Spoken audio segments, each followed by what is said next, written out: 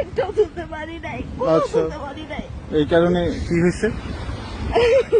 হ্যাঁ, একটা ছবি তোমার সাথে তুলবো, যেভাবে তুলতে চাই ওইটাও তুমি তুলতে চাও না। আচ্ছা, কিভাবে তুলতে চাই আমি? ও চাকরি করে বলছে আমার জীবনটা। তাই ছবি না তুলে?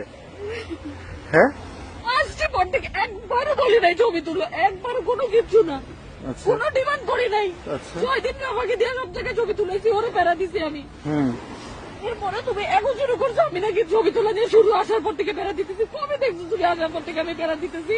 আচ্ছা। আজকে কতগুলো ছবি তুলছো, কতগুলো ভিডিও করছো?